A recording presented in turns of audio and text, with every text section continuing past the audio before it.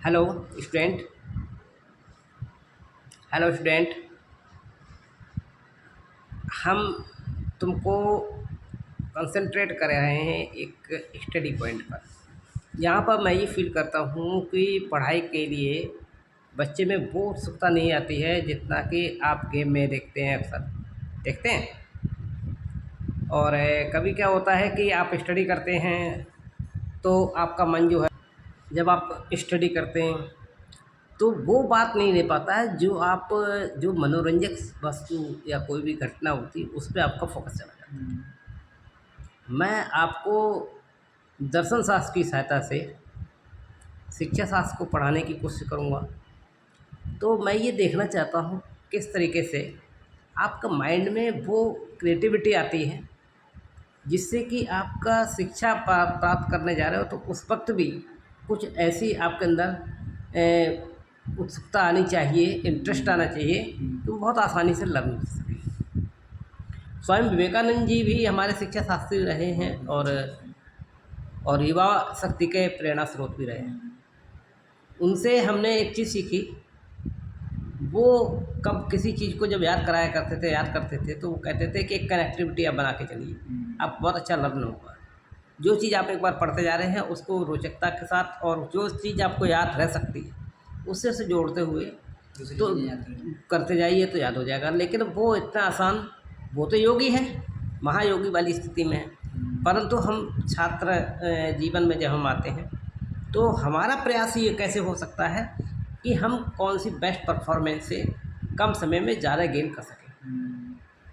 तो अगर हम पिछले पुराने शिक्षा शास्त्रियों के बारे में अध्ययन करना चाहते हैं, शिक्षा प्रणाली के बारे में अध्ययन करना चाहते हैं, तो कुछ हम उससे ज्ञान प्राप्त कर सकेंगे। और ऐसी स्थिति में एक और स्टूडेंट हमारे सामने बैठा हुआ है, तो ये दोनों स्टूडेंट्स को मैं एक कोशिश करके देखूंगा कि आखिर होता क्या है, कैसे हम डीप स्टडी बहुत आसानी से प्राप्त कर सकते हैं। तो जब हम शिक्षा शास्त्र में जाते हैं और हम दर्शन की बात करते हैं तो दो तरीके का दर्शन है। एक तो पाश्चात्य दर्शन है और एक हमारा भारतीय दर्शन है। यानी कि हमको सबसे पहले कोशिश ये करने की कोशिश करते हैं कि आखिर दर्शन तो दर्शन है, और जहाँ हम दर्शन कर रहे हैं तो वो सोच पर आधारित होता है। तो हमारी सोच की दृष्टि किस जगह जाती है, और अगर वो डीपली हमारे अनकॉन्शियस माइंड तक भी अगर टच कर जाती है तो वो हमको बहुत कुछ ज्ञान दे जाती है। लंबे समय तक याद रहेगा। अब हम इसमें आपके कोर्स पे हम जाते हैं तो बीए के नई शिक्षा नीति के स्टूडेंट्स के लिए जो पश्चिमी दर्शन का संक्षिप्त परिचय दिया है, तो इसमें दे रखा है 3 वादों को आपके कोर्स में डाला हुआ है। आदर्शवाद डाला हुआ है, प्रकृतिवाद और प्रयोजनवाद। अब आदर्शवाद क्या है, प्रकृतिवाद क्या है और प्रयोजनवाद क्या है, अब हम इन तीनों चीज़ों को पढ़ते हैं बैठ के, तो पढ़ के हम बहुत कुछ नहीं सीख सकते, बशर्ते इसको अपने जीवन के आचरण में उतारने की अगर कोशिश करते हैं तो हम बहुत कुछ सीख सकते हैं।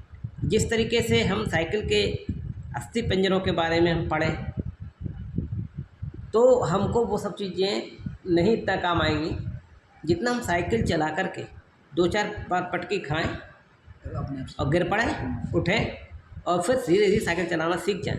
तो हम सीख जब जाएंगे तो वही चीज़ यहाँ पर हम पाश्चात्य शिक्षा के बारे में कुछ अध्ययन करके हम उससे कुछ सीख सके तो हमको वो याद रह जाएगा। तो जैसे हमने बताया आदर्शवाद है, आदर्श और प्रकृति और प्रयोजन, इन तीनों वादों को आपके सिलेबस में रखा गया है। तो हम सबसे पहले हम अगर आदर्शवाद को पकड़ने की कोशिश करते हैं, सबसे पहले आदर्शवाद में निकलते हैं तो हमारे ये तो हम लोगों ने जीवन में देखा है कि जो स्थायी तौर पे अगर कोई सिस्टम है तो आदर्शवाद ही है। कैसे है आदर्शवाद? अगर आप जीवन में एक आदर्श चरित्र बना करके अपने जीवन में चलते हैं तो कहते हैं कि सही रास्ते चलोगे तो सफलताएं मिलेंगी। और ऐसे आप एक आदर्शवाद का नियम, ऐसे सिंपल सा एग्जाम्पल समझ लीजिए, आप बाइक लेके जा रहे हैं, लेफ्ट हैंड पे बाइक आपकी होनी चाहिए, ट्रैफिक रूल है। ये एक आदर्श नियम बन चुका है कि आपको इसी रूट से जाने चाहिए, आपको गाड़ी तेज़ नहीं चलानी, आपको सभ्यता के साथ चलना है। तो आप डेफिनेटली दूसरे की गलती ना हो तो अपनी गलती से आप नुकसान नहीं उठा पाएंगे, ठीक है नहीं। तो यहाँ पर एक आदर्श इस ऐसे व्यक्ति को जो नुकसान नहीं होगा तो उसकी लाइफ भी ज़्यादा समय तक के लिए है। और लेकिन अगर वो दूसरा कार्य करने लगता है कि अपनी लहरा के गाड़ी चलाने लगे, बिना हेलमेट गाड़ी चलाने लगे हैं, तो फिर उसने आदर्शवाद के परंपरा का अगर उदाहरण तोड़ दिया तो वो जल्दी ही चोट खा जाएगा और उसकी सीमा खत्म हो जाएगी। तो ये तो तय है कि अगर आदर्शवाद का आदर्श सिस्टम को अगर हम लेके चलते, अब ये आदर्शवाद क्या इसी पर आधारित है या आदर्शवाद में कुछ और है, इसके आधार पर क्या शिक्षण की पद्धतियाँ देने की कोशिश की गई, ये समझना पड़ेगा हर्षित जी आपको। तो यहाँ पर आदर्शवाद का जो अर्थ इन्होंने दिया है, आइडियलिज्म शब्द का रूपांतरण करके बताया है। और इसका मतलब यहाँ पे निकाला है कि इसके स्टार्टिंग में जिसे लेके आए हैं वो प्लेटो लाए हैं। तो प्लेटो का आशय ये था कि अंतिम सत्ता, जो अंतिम सत्ता अगर इसमें देखते हैं तो विचारों, जो वास्तविक विचार है या विचारवाद है, इसी पर आधारित है टोटल, ये प्लेटो का कहना था।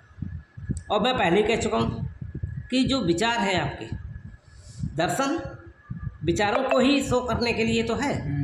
अगर आपके विचार निकल रहे हैं माइंड से तो फिर आप उनको देखने की कोशिश करें, उन विचारों को, जो कि विचार एक सॉफ्ट कॉपी के तौर पर दिखाई नहीं देते, केवल मन का आधार आ जाता है इसमें। मन चाहे तो अगर आपका मन चंचल हो जाए और कहे कि नहीं नहीं जो विचार आ रहे हैं देखो मत, किसी और के विचारों को देखने लगो, किसी और लोग को, तो क्या होगा, मन आपका डिस्टर्बेंस कर सकता है। और यहीं पर मन अगर रुचि पैदा कर दे आपके अपने विचारों पर है तो फिर क्या करेगा मन, तो यहाँ मन का खेल आ जाता है। तो आदर्शवाद जो है इसमें मन का बहुत बड़ा खेल है, ठीक है। तो यहाँ पर उचित और सही शब्द है आइडियाइज्म, आइडियलिज्म नहीं है। तो इसमें आइडिया और इज्म जो है वो एक सही शब्द है, IDE आइडिया और डैश लगा लें अगर हम ISM इज्म, तो आइडियाइज्म। लेकिन उच्चारण की दुनिया में अगर हम देखते हैं तो L लगा करके आइडियलिज्म बोल देते हैं। अब हम अगर इसके प्रमुख सिद्धांतों को देखने की कोशिश करते हैं और उन प्रमुख सिद्धांत जो हैं इनकी सहायता से अगर हम आइडियाज़ को पढ़ने की कोशिश करेंगे तो हमारा माइंड बदल जाएगा। कैसे बदलेगा, ये इनका कहना है ईश्वर निर्मित ब्रह्मांड है। तो इसका पहचान सबसे पहले यही कि इसको फॉलो करने वाले लोग ये कह रहे हैं जो ब्रह्मांड बनाया गया है वो ईश्वर ने बनाया है। कोई ऐसी नियामक सत्ता ज़रूर है जिसने ये पूरा का पूरा सिस्टम बना दिया है और उसका एक अपना आध्यात्मिक रूप है। आदर्शवादी ये कह रहे हैं कि ब्रह्मांड दो मूल तत्वों से मिलकर बना हुआ है। पहला तो जो तुम्हारे शरीर के अंदर आत्मा पाई जाती है तो, और दूसरा इस प्रकृति में तुम घूम रहे हो, जो ये प्रकृति क्या है, जैसे तुम्हारा ये रूम है, बाहर पौधे हैं, पूरा ये सांस ले रहे हो, हवा वातावरण जितना है सब, ये सब प्रकृति का ही रूप है। ये सब आसपास का वातावरण जितना भी सब टोटल है वो सब प्रकृति है। तो हम यहाँ पर पहले सिद्धांत पे हम आदर्शवाद को अब आए असली जगह पर हम कि आदर्शवाद की सहायता से हम अपने जीवन में कैसे बदलाव कर सकते हैं, यहीं से चेंजेस शुरू हो जाते हैं। आदर्शवाद की अगर परंपरा को अगर हम देख के चलते हैं तो आदर्शवादी क्या कह रहा है कि ईश्वर द्वारा निर्मित ब्रह्मांड जो है वो ईश्वर द्वारा निर्मित है। तो यहाँ पर ईश्वर द्वारा जब निर्मित कोई चीज़ है तो वैसे तो बेस्ट है ही, ईश्वर के द्वारा बनाई हुई चीज़ है ना, लेकिन कोई ऐसी सत्ता जो इसे तैयार कर रही है और उसमें, और वही इसका आध्यात्मिक रूप है। अब इसके मूल तत्व जो बता दिए, तुम्हारी आत्मा और ये प्रकृति, तो इसका मतलब ये हुआ परमात्मा, इस ब्रह्मांड की रचना कौन कर रहा है, परमात्मा। और ये जो पदार्थ हैं आसपास जितने पदार्थ हैं, इन पदार्थों की सहायता से पूरा परमात्मा इस ब्रह्मांड की रचना कर रहा है, आत्मा की सहायता से और पदार्थों की सहायता से जो प्रकृति के अंदर पाए जाते हैं, यानी प्रकृति की सहायता से। दूसरी चीज़ क्या कह रहे हैं यहाँ पर, चूँकि आध्यात्मिक सत्ता की बात करी गई है तो इसका मतलब है आध्यात्मिक जगत को भी ये आदर्शवाद महत्व देता है। तो पहला पॉइंट ईश्वर द्वारा निर्मित है, इम्पोर्टेंट पॉइंट हो गया। और दूसरा ये कह रहे हैं आध्यात्मिकवाद की भी ये महत्ता को स्वीकार करते हैं। और तीसरी सबसे इम्पोर्टेंट चीज़ तुम्हारे सामने क्या है, तुम क्या हो, इंसान, मनुष्य। तो इनका कहना है कि संसार की सबसे सर्वश्रेष्ठ अगर रचना जो है इंसान। रचना है वो मनुष्य है। तो कभी कोई पूछे कि वो रचना सबसे इम्पोर्टेंट चीज़ क्या है, तो तुम कह सकते हो कि मनुष्य। और किस बात में है, यथार्थवाद में है कि प्रयोजनवाद में है कि आदर्शवाद में है कि प्रकृतिवाद में, तो फौरन क्या कहोगे, आदर्शवाद में। सीधी सी बात है। तो ये बात भी तो समझ में आती है आसानी से। और साथ में कह रहे हैं नैतिक आचरण को महत्व देते हैं। तो ऐसा कौन सा बात है जो इसमें आपको नैतिकता के संबंध में बात करते हैं? तो नैतिकता में सत्यम शिवम और सुंदरम का आध्यात्मिक मूल्य इन्होंने इसमें बताया है। सत्यम शिवम सुंदरम। सत्य। हाँ, इनका कहना है एक मनुष्य दूसरे मनुष्य के प्रति अपने कर्तव्यों का निर्वाह जब करता है, जैसे मैं तुम्हारे प्रति कर रहा हूँ, तुम मेरे प्रति कर रहे हो, हम दोनों मनुष्य हैं, तो हम दोनों लोग एक दूसरे के प्रति अपने कर्तव्यों का सही तरीके से मूल्यांकन करके चलते हैं। तो वो हम किस सहायता से कर सकते हैं? सत्यम शिवम और सुंदरम की सहायता से।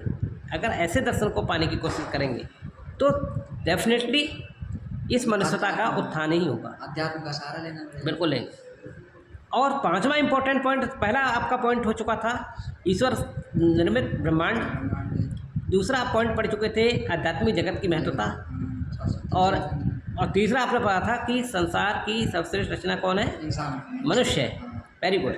और नैतिक आचरण को महत्व दिया जिसमें सत्यम और शिवम सुंदरम की बात की गई। हम अगर देखें तो इसका प्रमुख सिद्धांतों में एक और सिद्धांत आता है, राज्य एक सर्वोच्च